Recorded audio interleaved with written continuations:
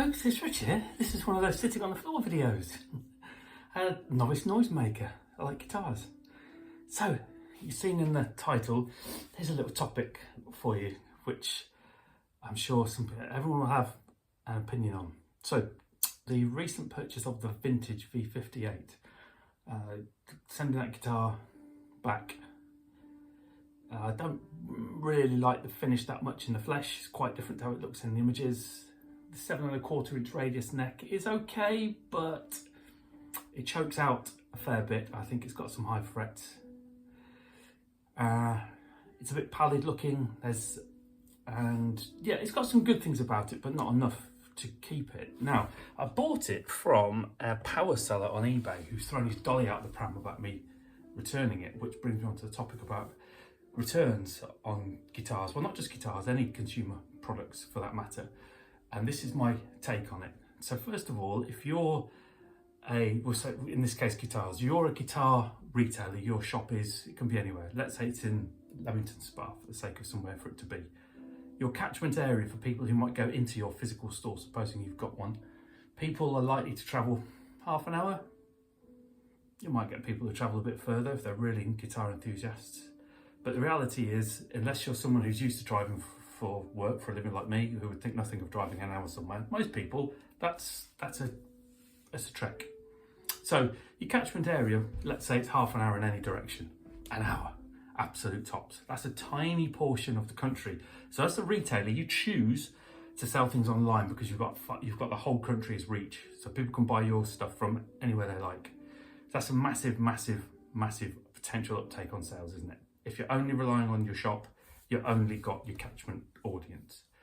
So, but when you choose to sell things, and I don't know all the ins and outs of the consumer goods and the law, but when you choose to sell things online, there is legislation in place which allows the consumer to change their mind on what they've bought because they've not seen it, they've not tried it, they've not used it. So if you went into a shop and you bought something, depending on their policy, some shops you can take back and they'll give you a refund, or they might not, they might just give you an exchange or a credit note. So in the case of PMT, in terms of guitars, for example, if you bought something in the shop there and you think that's not for me, you can exchange it for something else or get a credit note, but they won't give you a refund. You buy something online from them and this legislation applies, in which case you can send it back. So for the guy who thrown his dolly out the pram at me about sending it back, saying I'm not Amazon and you should buy the guitar if you want the guitar. Well, first of all, you can't go into a shop and try that guitar. You tell me where you can find a vintage V58.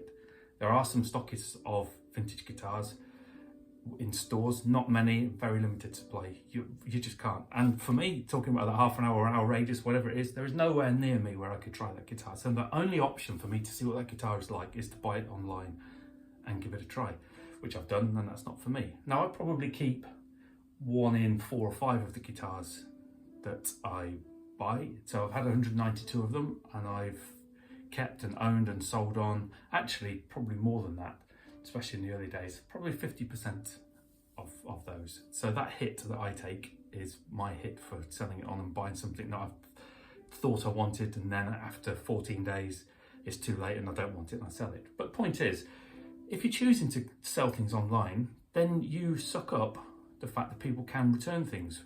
But the return on investment for you as the supplier is you're reaching a national audience, and you just wouldn't do that if you had a store. So surely the whole point of you saying I'm going to sell guitars online, or anything else online for that matter, is you can reach anyone you want to, and presumably probably give some potentially better pricing. But it also means that you have to abide by the law and give people an opportunity to send it back because they're allowed to. Just simple as that. So for this guy who's thrown his dolly out the pram, if you don't like being an online retailer, don't be one. No one forced you to be an online retailer. It's your choice. And when you chose to do that, you also knew what the implications of that are. So, yeah, that's just that really. It's it's just the way it is, isn't it? And then the big stores, you can send your stuff back or they can pick it up. What if you wanted to buy an Ibanez Pier?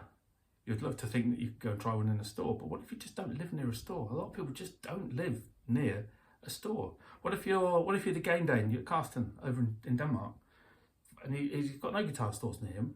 Just hasn't. That's the end of it. You know, he's got a couple of little stores. He can't try something. He's got no choice but to buy it. Toman's the easiest one for him, and try it, and then send it back if he doesn't want it.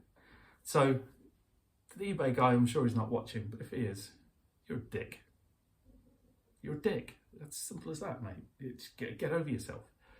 You want to be an online retailer, that's your choice. You want to give people around the country an opportunity to buy your gear because you want to make money. That's you. That's capitalism for you, isn't it? That's what you've chosen to do. And then when someone says, no, that's not for me, and sends it back, that's their right. They can do that. So get over yourself. So let me know what you think, and be interested to hear it in the comments. There was one YouTube subscriber actually who also made this comment about this as well, and I vehemently disagree with him, hence this video. So for that guy, if he's watching, you're a fucking dick too.